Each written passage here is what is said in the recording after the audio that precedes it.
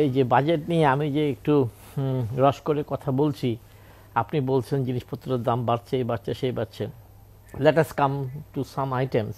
নিত্য পণ্যের কথায় যদি আমরা আসি, আমরা যদি ভোজ্য তেলের কথা বলি, আমরা গমের কথা বলি, চিনির কথা বলি, আপনি দেখেন এইগুলোতে কিন্তু মনোপলি রয়ে গেছে।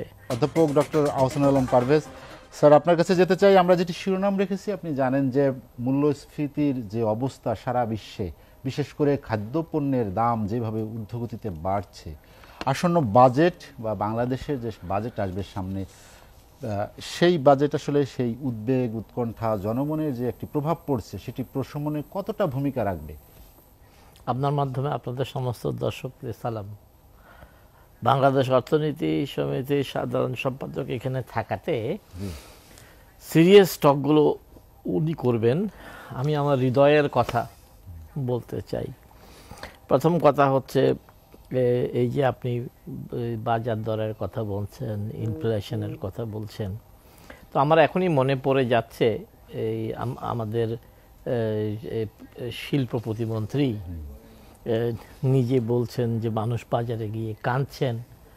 তো সেটা তো আপনি যেটা বললেন ওই কারণেই যে এই ইনফ্লেশন হয়ে তো জিনিসপত্রের দাম আগুন।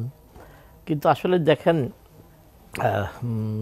বা ইনফ্লেশন সাথে ডাইরেক্টলি বাজেট, একেবারে আমাদের দেশে ডাইরেক্টলি বাজেট দিয়ে ইনফ্লেশন রোধ করার ব্যাপারে সরকার কতটুকু পারবে।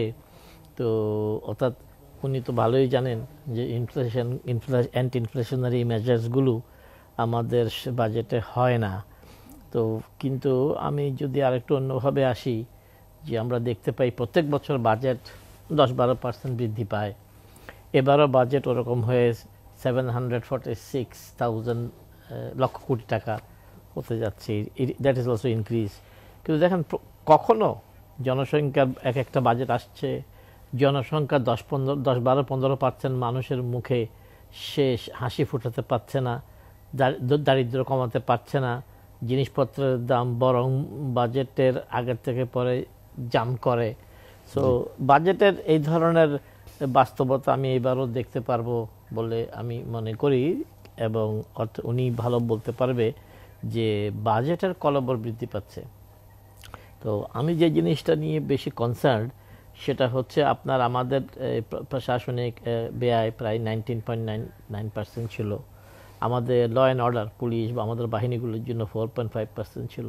সব কিছু মিলে যদি আমরা 25% এবং আমাদের বিলাসিতা, আমাদের বাজারও এগুলোর জন্য 30% ধরি, সেই জায়গায় সোশ্যাল সেফটি নেট ছিল 5.5%। আমি এই আলোচনায় ভালোচনাটাও করছি না, সমালোচনাও করছি না। আমি চাই এবারের বাজেটে সোশ্যাল সেফটি নেটটাকে বৃদ্ধি করা হোক, তাহলে অন্তত না খেয়ে এবারে একবেলা খাচ্ছে বলছে যে সমস্ত কথাগুলো আসছে, দ্যাট উইল বি অ্যাড্রেসড। আর এই যে বাজেট নিয়ে আমি যে একটু রস করে কথা বলছি, আপনি বলছেন জিনিসপত্রের দাম বাড়ছে, এই বাড়ছে, সেই বাড়ছে। Let us come to some items.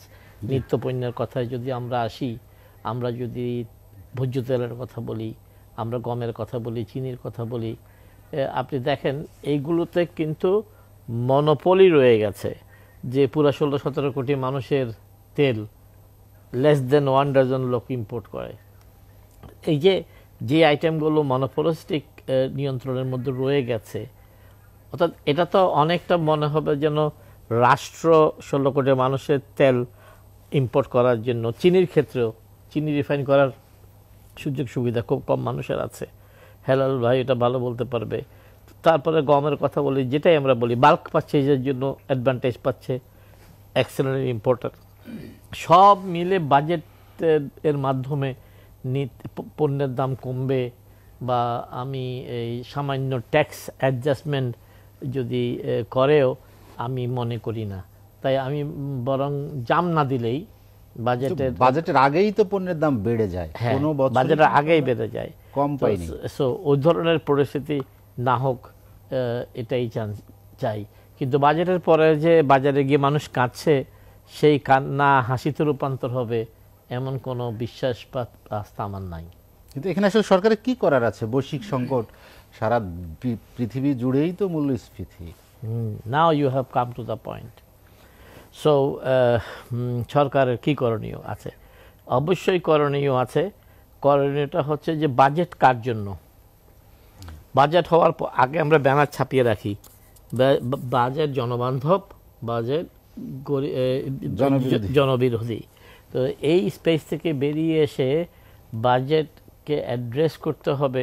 যেমন বিশেষ করে আমি ফিল করি সবসময় যে বাজেট বিগ ফিশ বান্ধব, বাজেট ব্যবসায়ী বান্ধব না।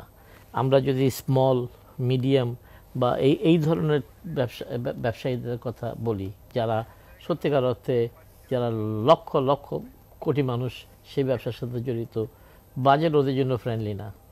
একদিকে দেখেন আমাদের বেতনের যখন 15% থেকে খাতা খাতা টাকা, এইটা সেটা টাকা যখন আমার বেতন 1.5 লাখ হয়ে যাচ্ছে, আরও পরীক্ষা ডিউটি দিয়েছি 2 লাখ হয়ে যাচ্ছে।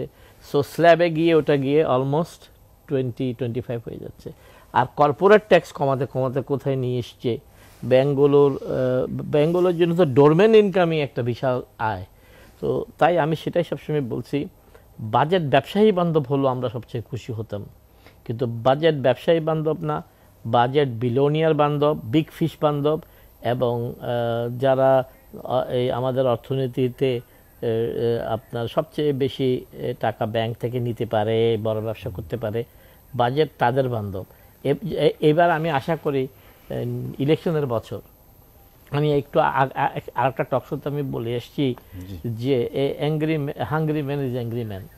তো আমি মাননীয় প্রধানমন্ত্রীর দৃষ্টি আকর্ষণ করেছি যে ইলেকশনের বছরে আমাদের $3,000 আমাদের মাথাপিছু আয়।